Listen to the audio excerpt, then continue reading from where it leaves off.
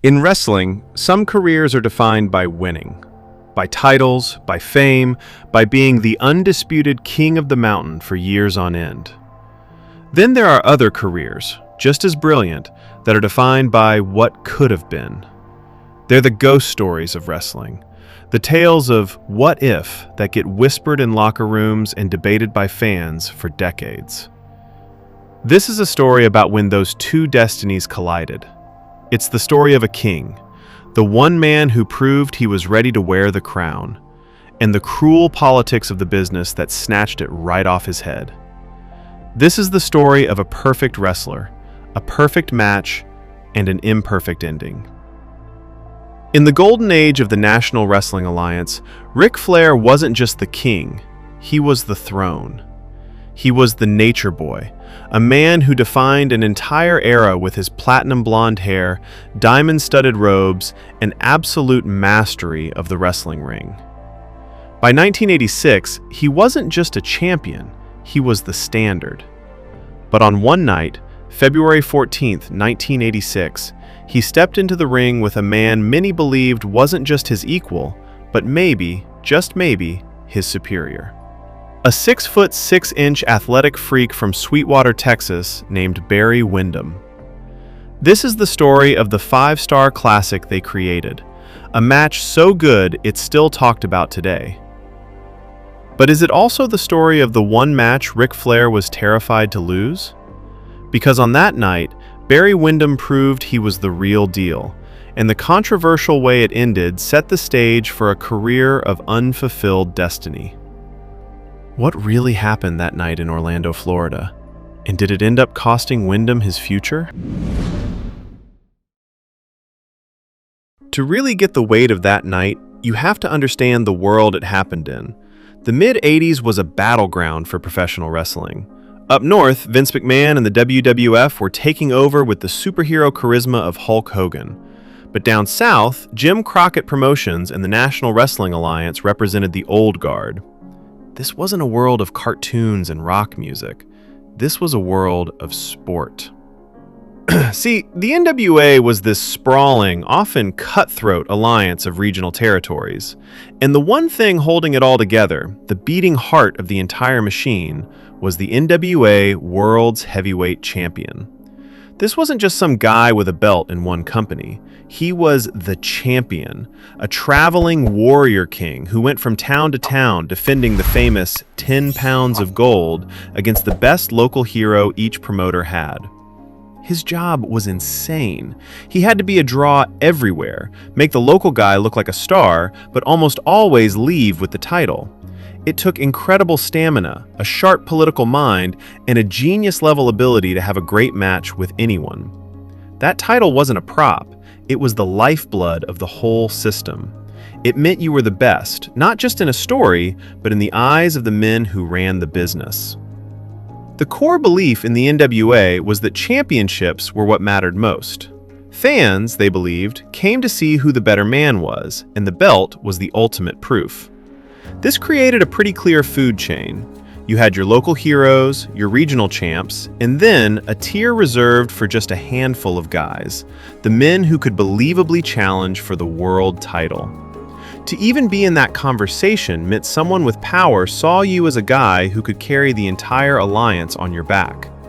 And in 1986, nobody carried that weight with more style than the nature boy, Ric Flair. By 1986, Ric Flair wasn't just a champion, he was an institution. He'd first won the NWA World title from Dusty Rhodes in 1981, and in the years that followed, he completely changed what it meant to be the champ. He was a lifestyle brand before we even knew what that was. The limousine-riding, jet-flying, kiss-stealing, wheelin'-dealin' son of a gun. While Hulk Hogan was telling kids to take their vitamins, Flair was popping champagne and bragging about his alligator shoes. He was the villain you loved to hate, but secretly, you wanted to be him. But all that flash was built on a foundation of terrifying in-ring brilliance. Flair was a master of psychology and, especially, endurance. He was famous for his 60-minute marathons that would break the will of any challenger. He had a formula, sure. Fans knew the spots. The strut, the woo! The chops that would turn a man's chest into hamburger meat. He'd beg, he'd cheat, and when everything else failed, he'd lock you in the figure 4 leg lock. But that formula wasn't laziness, it was genius. It was a template for a great match that he could plug any opponent into. He made every single challenger look like they were seconds away from winning, whipping the crowd into a total frenzy before he'd find some devious way to pull it out at the end. He made you believe. He did lose the title on occasion, including a brief run for Dusty Rhodes at the Great American Bash in the summer of 1986, but he always got it back, reinforcing the idea that the belt just belonged on him. He was the final boss, and to get a shot at him, you had to be special. And Barry Windham was special. The second he stepped into a ring in 1979 at just 19, people knew he was destined for greatness. Wrestling was in his blood. His dad was the legendary Blackjack Mulligan, a tough-as-nails brawler from the 70s. But where his dad was a bull, Windham was a gazelle. Billed at an imposing 6 feet 6 inches and 275 pounds, he moved with a smoothness that just shouldn't be possible for a man that size. He was a natural. Trained by his father in the legendary Harley race, he learned his craft in Florida, the very territory that would host this famous match. He even did a run in the WWF with his brother-in-law Mike Rotunda as the U.S. Express, winning the tag titles and wrestling at the very first WrestleMania. But the WWF's world of larger-than-life characters was never the right fit for Windham's smooth, athletic style. He wasn't a superhero, he was a wrestler. So, in 1986, he came back to his roots in the NWA. To some, it might have looked like a step down, leaving the bright lights of the WWF. But for Windham, it was a homecoming. He knew that in the NWA, what you did in the ring was king, and he had that covered. Back in Florida, he was immediately rocketed to the top. He had this natural, easy charisma fans just loved. He wasn't flashy, but he was believable. When he threw a punch, it looked like it hurt. He could do it all: brawl, fly through the air, and chain wrestle with the absolute best. Other wrestlers saw a guy who had all the tools. Promoters saw dollar signs. They saw a young, handsome, gifted athlete who could be the NWA champion for years to come. He was the future. All he needed was a chance to prove it against the one man who owned the present. He needed Ric Flair. And on Valentine's Day 1986, at a supercard called Battle of the Belts 2, he got his shot. The event was Battle of the Belts 2 in Orlando, Florida. The card was stacked, but everybody knew what they were there to see. Ric Flair, the NWA World Champion, against their homegrown hero, Barry Windham. From the second the bell rang, you could feel it in the air. This wasn't just another title match. This felt different. For over 41 minutes, Flair and Windham painted a masterpiece. It was everything that made 80s NWA wrestling great, all in one match. In the early going, Windham just out-wrestled the champion. He used his size, sure, but he was also quicker, shutting down Flair's whole rhythm. Every time Flair went for a chop or a strut, Windham had an answer. The message was clear: I'm not just happy to be here, I'm here to win. Flair, the master manipulator, got visibly frustrated. He started pulling out his old tricks, but Windham fought back with a fire that had the crowd losing its mind. It was a physical chess match. Flair went after Windham's leg, setting him up for the figure 4. Windham, in return, used his powerful offense, a thundering lariat and a picture-perfect dropkick to wear the champion down. The psychology was just beautiful. At one point, Flair locked in the figure 4, and you could feel the entire arena holding its breath. But Windham, showing the heart of a champion, refused to give up. He survived the hold, sold the pain like he'd been shot, and then managed to reverse the pressure back onto Flair. As the match flew past the 30, then 40-minute mark, it was obvious this was something special. Both men were exhausted, but they kept battling. The fans were on their feet, screaming at every near fall. And then came the moment. The referee got accidentally knocked down. Windham saw his opening and hit Flair with a spectacular missile dropkick from the top rope. He covered him. 1, 2, 3.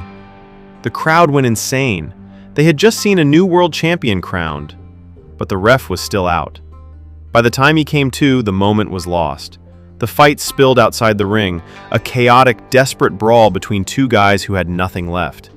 They just kept fighting, ignoring the referee's count, completely lost in the heat of the battle. And then, the bell rang. The ruling was a double countout. Flair hadn't won, but he hadn't lost. He walked out of Orlando, beaten and bruised, but somehow still the NWA World's Heavyweight Champion. In the world of wrestling booking, that finish is a classic. It's meant to protect both guys. Flair keeps the title, and Windham looks like $1 million because he didn't lose and even got a visual pinfall. It was the perfect setup for a long, money-making feud, and Windham did get more shots at Flair, but he was never able to seal the deal. Critically, the match was a smash hit. Dave Meltzer of the Wrestling Observer newsletter gave it a perfect 5-star rating, a benchmark for excellence that is rarely handed out. It was hailed as the night Barry Windham proved, without a doubt, that he was a main event player, a future world champion. But the future is never a sure thing in wrestling. While Windham had proven his worth, the NWA's booking committee had other guys they were looking at. In fact, around that same time in Florida, another chiseled powerhouse named Lex Luger was getting a massive push. Suddenly, the NWA had two potential heirs to Flair's throne. As 1986 went on, the incredible momentum that should have shot Windham straight to the top started to fade.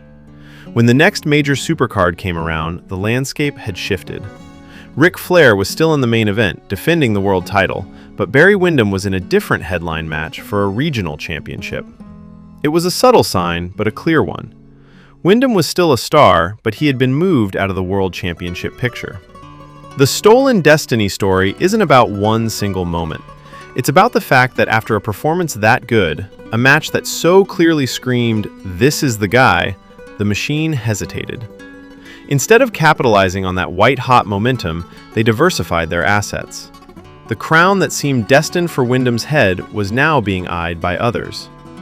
While he would have a fantastic career, winning major titles and even joining the Four Horsemen, the one prize that mattered most, the NWA World title, remained just out of reach during his hottest period. The 1986 masterpiece proved he was good enough. The aftermath suggested that in the political snake pit of the NWA, being good enough wasn't always enough. The 1986 classic between Ric Flair and Barry Windham is still a benchmark for storytelling in wrestling. It was an epic battle that showed two masters at the absolute height of their game. For Flair, it was another night at the office, another classic performance. For Barry Windham, it was his masterpiece. The night he proved he was one of the best in the world. It was the match that should have been his coronation. Instead, it became a symbol of his entire career, a story of almost limitless potential and that nagging question of, what if? He was the champion in waiting who was forced to keep on waiting. His destiny was seemingly derailed not by a pinfall, but by a double countout and the shifting priorities of men in a smoke-filled room. The match Flair was supposedly terrified to lose wasn't just about the title, it was about his spot at the top. He survived that night, and in doing so, may have unknowingly set Barry Windham on a path to becoming one of the greatest what-if stories in wrestling history. But that's my take on it. What do you think? Was the double countout a brilliant move that set up a legendary feud? Or did the NWA drop the ball by not putting the belt on Barry Windham when he was at his absolute hottest? Let me know your thoughts in the comments. And if you enjoyed this look back at a wrestling classic, make sure to subscribe for more deep dives into wrestling history.